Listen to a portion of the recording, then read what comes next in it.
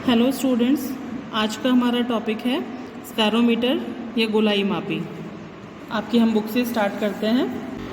पेच मापी जो आपने पिछला टॉपिक किया था स्क्रू गेज, पेच मापी भी गोलाई मापी के पेच मापी की भांति गोलाई मापी भी पेच के सिद्धांत पर कार्य करता है, क्योंकि इसमें भी जो होंगे पेच लगे हुए होते हैं। अभी मैं आपको शो करूँगी गोलाई मापी किस तरीके से होता है।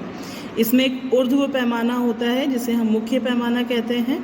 ये है आपका स्टूडेंट गोलाई मापी। तो इसमें आप ये देख रहे होंगे कि इसमें ऊपर तो ये सर्कुलर स्केल आ रहा है, वृत्ताकार पैमाना आ रहा है।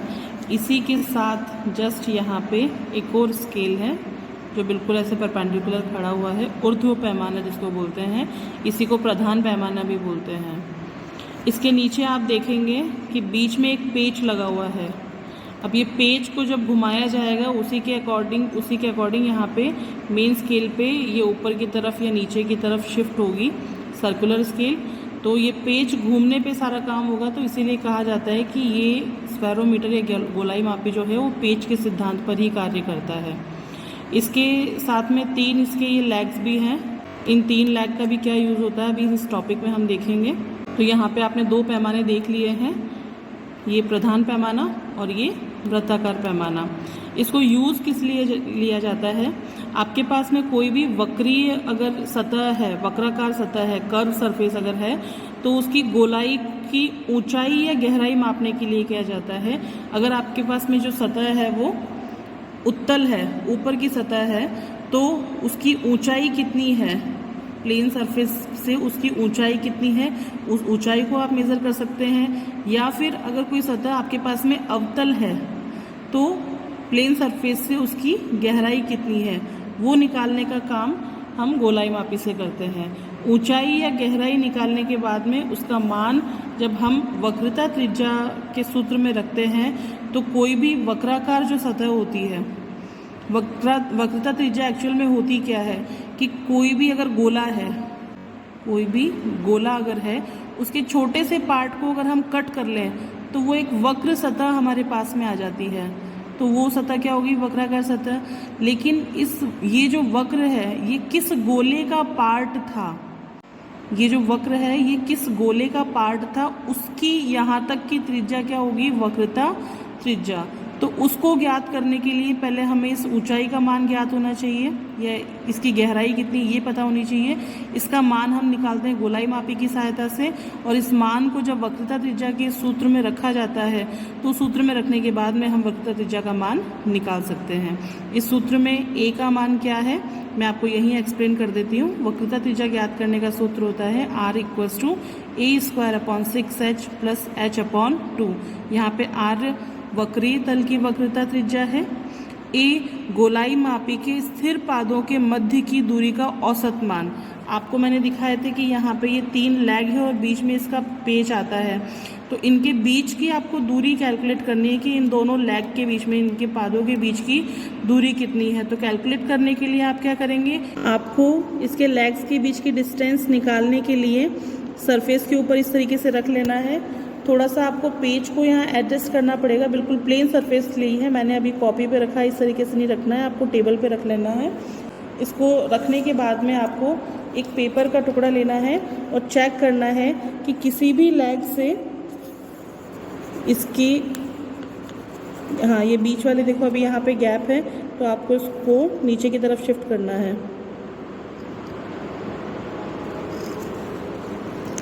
इस तरीके से। और यहाँ पे पेज को आपको डाल के देखना है कि कहीं पे भी अगर पेज क्रॉस नहीं आ रहा, मतलब ये बैलेंस सिचुएशन है इसकी, बिल्कुल सरफेस पे अभी ये है। तो इसको थोड़ा सा पुश कर लो, दबा लो, इनके जो डॉट बनेंगे वहाँ पे एक ट्रायंगल बन जाएगा। जैसे ट्रायंगल मैंने यहाँ पे बना रखा है, ये ट्रायंगल मैंने इसी तरीके से बनाया है। बीच वाला डॉट जहाँ पेज था वो ये है, तीनों लेग्स के जो डॉट हैं वो यहाँ बन गए हैं। इनको आप मिला लीजिए तो आपको यहाँ पे एक समबाहु त्रिभुज मिल जाएगा। इन दोनों पॉइंट के बीच की दूरी को अगर मैं नाम दे दूँ A1, इन दोनों के बीच की दूरी A2 और इन दोनों के बीच की दूरी A3। तो A1 + A2 + A3 divided by 3, तो आपको इन तीनों डिस्टेंस का मीन निकाल लेना है। तो ये आपके पास में जो रिजल्ट आएगा वो तीनों के बीच की एवरेज डिस्टेंस आ जाएगी, तीनों लेग्स के बीच की एवरेज डिस्टेंस आ जाएगी जो कि A होगा।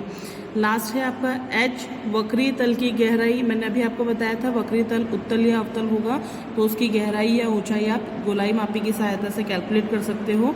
ये दोनों मान अगर हमें पता है तो सूत्र में हम रख के किसी भी वक्राकार सतह की वक्रता त्रिज्या को कैलकुलेट कर सकते हैं। अब हम देखते हैं गोलाई मापी के पार्ट्स। तो यहाँ पे आपको बताया था मैंने कि यहाँ इसमें ये जो ऊर्ध्व पैमाना होता है इसको प्रधान पैमाना बोलते हैं। मुख्य पैमाने या प्रधान पैमाना दोनों ही सेम है। मुख्य पैमाने में शून्य बीच में अंकित होता है। आप अगर ध्यान से देखें तो इसमें जो शून्य है वो बिल्कुल मिडिल में है, उससे ऊपर इधर भी 10 डिवीज़न है और नीचे की तरफ भी 10 डिवीज़न है। हर एक डिवीज़न 1 mm का है। यहाँ पे ये mm में रीडिंग है इनकी। हर एक डिवीज़न 1 mm का है, जिसके ऊपर और नीचे 1 mm के प्रभागों में अंशांकित होते हैं कि एक एक डिवीज़न आपका कितने mm का होगा, 1 mm का होगा। इसमें 3 पाद होते हैं जो इसके लेग्स हैं, उनके लिए बोला गया है कि इसमें 3 लेग्स हैं जो मिलकर एक समबाहु त्रिभुज का निर्माण करते हैं। ये हमने समबाहु त्रिभुज का निर्माण कर लिया। त्रिभुज के केंद्र से गुजरते हुए पेच का निचला सिरा नुकीला जबकि ऊपरा सिरा वृत्ताकार चक्ति के साथ संयोजित होता है।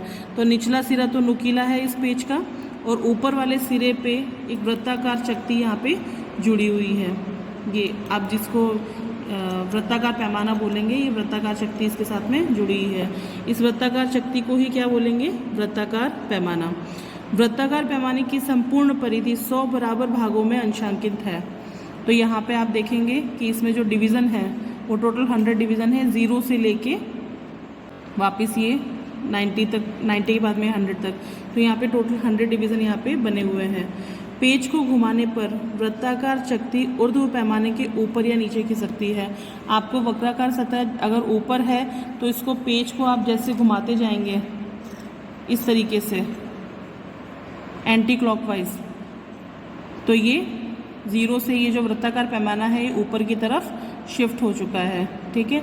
अगर कोई सतह ऐसी है जो बीच में से जिसका उठाव या उत्तल सतह आप कह सकते हैं, तो जो उसके लैग रहेंगे वो नीचे की तरफ रहेंगे, जबकि इस पॉइंट को हम ऊपर खिसकाएंगे तब वो सतह पे टच हो पाएगा, तब उसकी रीडिंग हम कैलकुलेट करेंगे।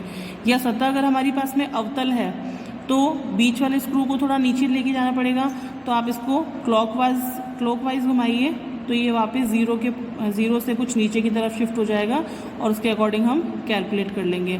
बस चेक हमेशा आपको ये करना है कि जब भी आप कर्व सरफेस के ऊपर रखेंगे तो किसी कागज़ के टुकड़े को इनके सरफेस पे रखने के बाद में सारे स्क्रू को और लेग्स को चेक कर लीजिए कि उस सतह के ऊपर ये प्रॉपरली रखे हुए हों।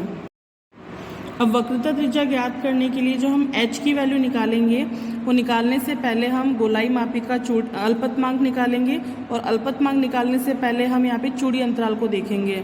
जैसे पेच मापी पे आपने चूड़ी अंतराल निकाला था कि एक उसमें भी जो सर्कुलर स्केल था, सर्कुलर स्केल को घुमाने पे वो प्रधान पैमाने पे जितना शिफ्ट हो रहा था वो उसका चूड़ी अंतराल आया था। तो यहाँ पे भी क्या होगा कि आप बिल्कुल 0 को मैच कर लीजिए।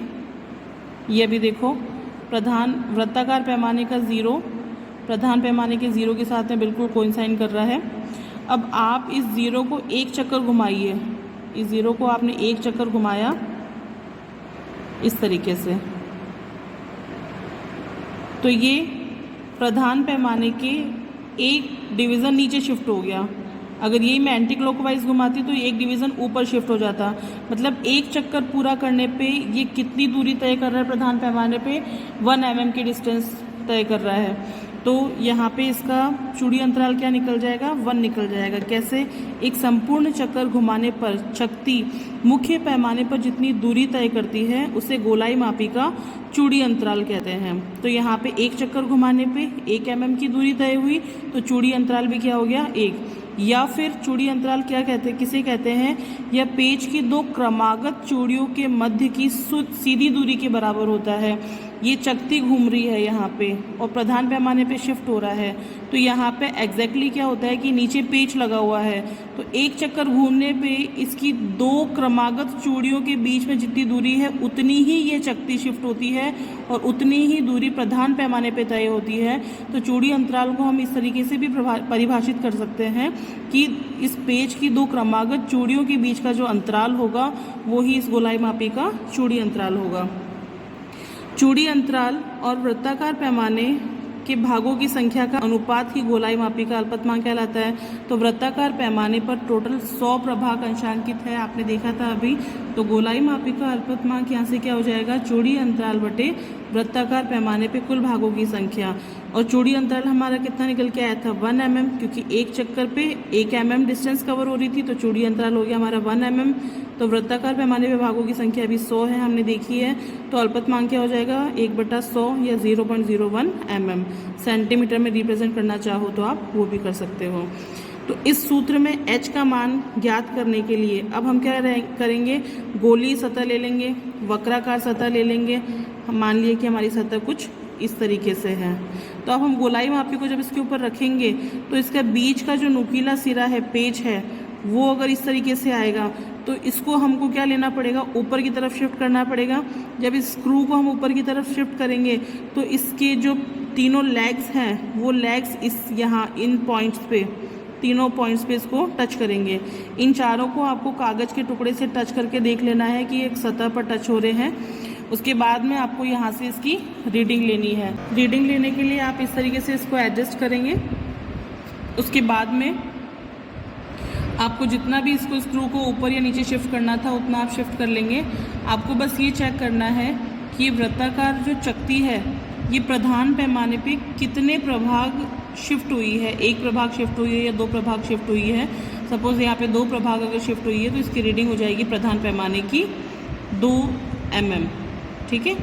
अब आपको यहाँ वृत्ताकार पैमाने की रीडिंग लेनी है, तो प्रधान पैमाने के साथ में इसकी कौन सी लाइन मैच कर रही है आपको बस वो देखना है। तो यहाँ पे 10 से पहले की जो लाइन है लगभग 8 जो है वो उसकी रीडिंग हो जाएगी। आपको वृत्ताकार पैमाने की जो रीडिंग है वो आपके पास में 8 आ गई। प्रधान पैमाने की रीडिंग आपके पास में 2 mm है। तो आप क्या करेंगे, h का मान निकालने के लिए प्रेक्षण सारणी बना लेंगे। प्रेक्षण सारणी में मुख्य पैमाने का पाठ्यांक आपके पास में 2 mm आ गया। वृत्ताकार पैमाने का पाठ्यांक आपने 8 ले लिया, 8 की जगह कुछ और भी आ सकता है। इसको वृत्ताकार पैमाने के पाठ्यांक को आपको अल्पतमांक से गुणा करना है। जो रिजल्टेंट आएगा उसको मुख्य पैमाने के पाठ्यांक के साथ जोड़ देंगे तो आपके पास में प्रेक्षित पाठ्यांक आ जाएगा। आप इसी प्रोसेस को 2 से 3 बार रिपीट करके 3 रीडिंग ले लें, उनका माध्य निकाल लें तो आपके पास में माध्य ऊंचाई निकल के आ जाएगी। उसका मान जब आप इस सूत्र के अंदर स्थापित करेंगे, वक्रता त्रिज्या के सूत्र में जब स्थापित करेंगे तो उस वक्री सतह की वक्रता त्रिज्या का मान ज्ञात किया जा सकता है। Thank you students.